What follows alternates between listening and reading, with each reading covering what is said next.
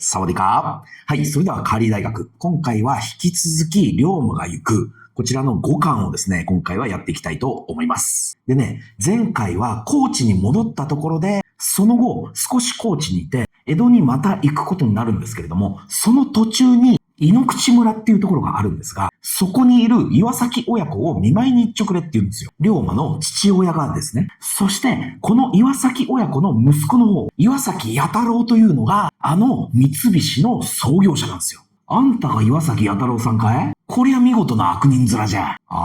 こんなクソ田舎の牢まで来た甲斐があったの。何を抜かすかい呼ばあたれが。今は牢に入っちょるが、志は万里をかけちょる。これが岩崎弥太郎ですよ。端的に言うと、この岩崎弥太郎、家柄としては地下浪人。これは土佐ならではの階級であって、武士階級ではあるんですが、もうその中でも一番下なんですよ。わかりやすく言ってしまうと、貧困の家柄です。その岩崎弥太郎が今牢の中に入っていて、志は万里をかけちょると。それは何を言っているかっていうと、この牢に入った時に、たまたま、これは実話ですよ。たまたま、その同じ牢に入っていた人が、数学がすごいんですよ。要は、商いをこの人から勉強するんですよ。岩崎弥太郎は。で、悪人弥太郎がその滞在人から何を習おうか？力じゃよ。力？いいか、坂本龍馬。世の中っちゅうもんは武芸学問なんぞじゃ動かん。すべては金じゃ。物も人間も、祭りごとですら金で動かんもんはないき。わしはこの牢を出たら、もう武芸も書物も捨てちゃるんじゃ。捨てて何をする？商人じゃ。いずれわしが日本中の金銀をかき集めちゃるき。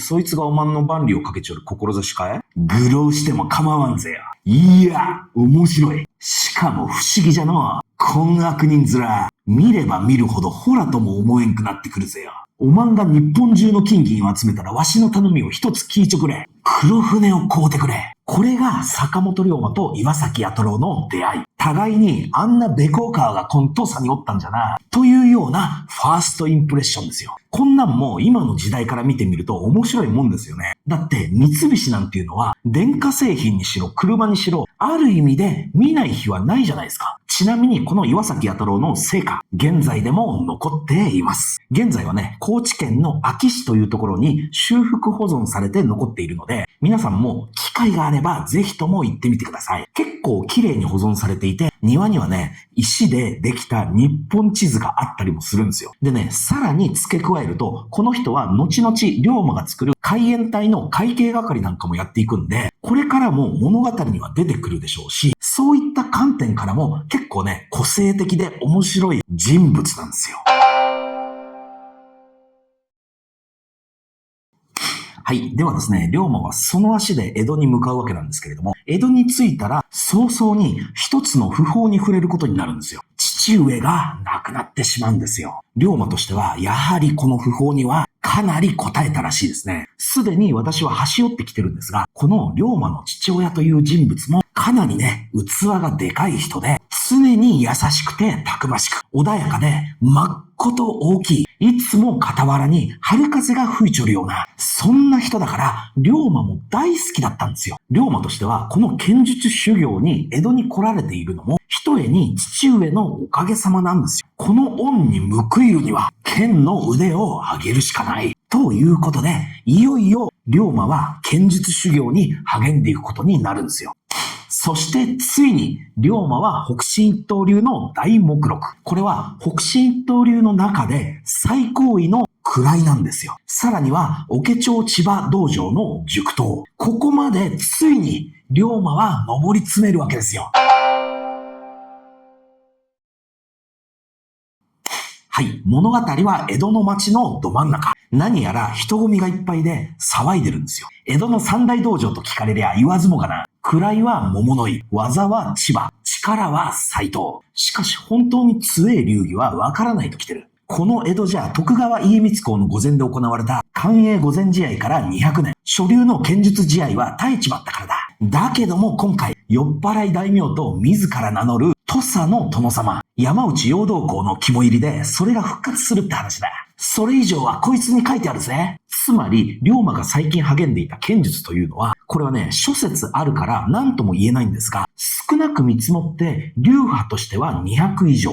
道場の数で言ったら500以上はあると。だから、いろんな流派や道場の侍どもがもう入り混じっていますから、結局のところ、どこの流派のどこの道場の誰が一番強いのか、これがわからない状態なんですよ。その中でも、全部ひっくるめた中での江戸の三大道場と言われるものがあるんですよ。これまでも何度か出てきましたよね。さっきも出てきましたよ。位の桃の井。この場合で言う位とは品格っていうことですよ。で、この桃の井道場の塾頭が竹地半平太。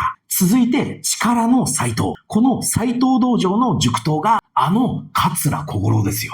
そして、江戸の三大道場最後の一つが技の千葉。これが龍馬の通っている千葉道場ですよ。その千葉道場の塾頭に今回成り上がったのが坂本龍馬。これらがいわば優勝候補とも言えるような感じですよね。ただし、この剣術試合に竹地半平太は出ないんですよ。そのことは置いといて、ともかくもこの試合に坂本龍馬が出ると。でね、これはまたもう一度言うようですが、この何がすごいって、これを開催しているのが土佐の殿様、山内陽道公なんですよ。ということは、この時に山内陽道公と坂本龍馬はですね、同じ場所にいて、互いをきっと見ているはずなんですよ。坂本龍馬っていうのは、土佐の国の中では豪士ですから、殿様に会える身分ではないんですよ。だから、普段では絶対に龍馬としては、仰ぎ見ることも叶わないようなお人なんですよ。そういった当時の背景、事情を感じながらも、こう読み進めていくのが、面白いですよ。ちなみに、この200年ぶりに開催された江戸の剣術試合。この時は104名が参加者だったみたいですね。でね、もうこれは結論から言ってしまいます。やっぱりね、坂本龍馬、桂小五郎がこれらを順調に勝ち抜いていって、最後の決勝戦で両者がぶつかり合うんですよ。果たしてこの江戸で誰が一番強いのか。これはね、名実ともにと言ってもいいですよ。ねえ、坂本龍馬か桂小五郎。どっちが勝つのかは次回の第6巻をお楽しみに。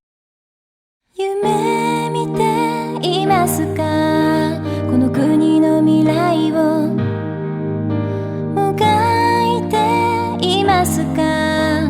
明日を生きるため志高く駆け抜けた同士の使い切られた命に